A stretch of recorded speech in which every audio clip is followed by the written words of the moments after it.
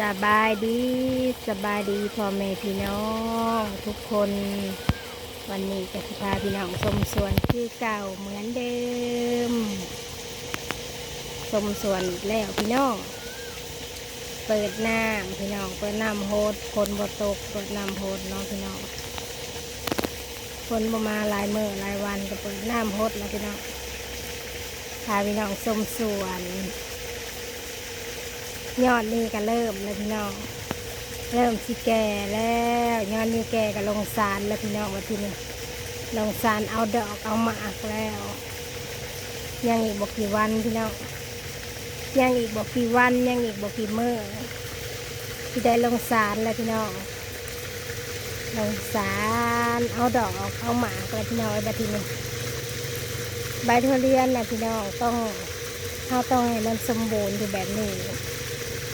เราต้องดูแลให้อยู่ใบอยู่แบบนี้ตลอดเนาะพี่น้องเพราะว่าถ้าลงสารเวลาลงสารเอาดอกเอาหมากอีกอย่างหนึ่งเขาก็สิได้เต็มที่พี่น้องถ้าต้นมันสมบูรณ์ใบมันสมบูรณ์เนาะแต่ที่อยู่ประมาณนี้แหละพี่น้องใบให้อยู่ทรงนี้ตลอดเวลาออกดอกมันก็สิได้แข็งแรงดีพี่น้องเพราะว่าต้นมันสมบูรณ์ใบมันสมบูรณ์เนาะใบมันก็สิอยู่แบบนี้พี่น้องใบมันจะเป็นอยู่ประมาณนี้คือบ่มียังต่อบ่มียังไต่บ่มีเพี้ยมีไผ่ยังคือเวลาออกดอกออกมาก็ได้เต็มที่เลยพี่น้องออกอย่างเต็มที่เลยเอาเต็มที่เลยเนาะพอเป็นหมาเขากับแต่งเอาซ้ำเขาอยากได้เลยพี่น้องแค่เต็มที่ไปเลยเพราะว่าต้นมันสมบูรณ์ดีอยู่เนาะมาดูนะใบก็อยู่ตรงนี้ตอนนี้ยังไม่ได้ลงดอกพี่น้องเพราะว่าใบนี้ยังบกแก่เนี่ยกำลังเริ่มใบกำลังเริ่มนี่ตอนนี้ยังอ่อนอยู่พี่น้องใบนี้ยังอ่อนอยู่ต้องให้แก่ก่อนเนาะเรื่องนี้ก็เล็งน้ำในจักหน่อยพี่น้องอันนี้ก็คือบ่อเนาะบ่อขังน้ำไว้เปิดฮดเรียนพี่น้องไว้เปิดน้ำฮดเรียนเนาะ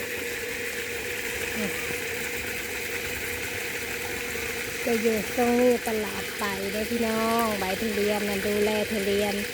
ดูแลสวนทุเรียนหรือว่ามาทำงานสวนทุเรียนเขาก็ต้องเบิ่งให้ใบมันสมบูรณ์แบบนี้เวลาเราลงสารต้นมันก็สิบ่ได้โทรมพี่น้องเวลาออกดอกหรือว่าบ่ได้เป็นลูกขึ้นมาหรือเป็นหมาขึ้นมาเขาก็สิได้แคนเต็มที่พี่น้อง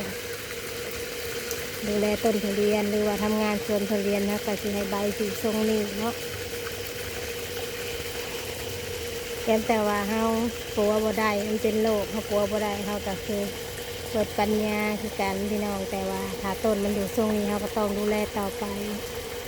เขาก็บอกให้โรคเขาปั๊บมาเนาะแต่ว่าบ่ค่อยมีโรคพี่น้องนะใบอย่างสวยงามเลยใบอย่างสวยงามบ่ได้มีหมดมีแมงมาตอมเลยอย่างงามเลยฝั่งนี้ยังไม่ได้เปิดพี่น้องมาเปิดน้ำฮดฝั่งนี้ยังไม่ได้เปิด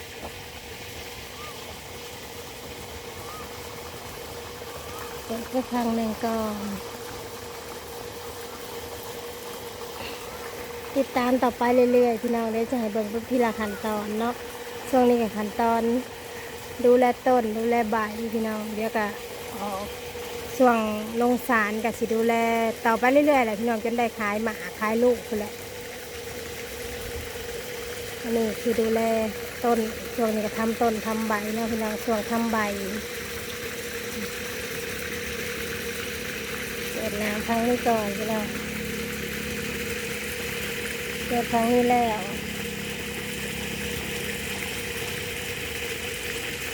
หากับ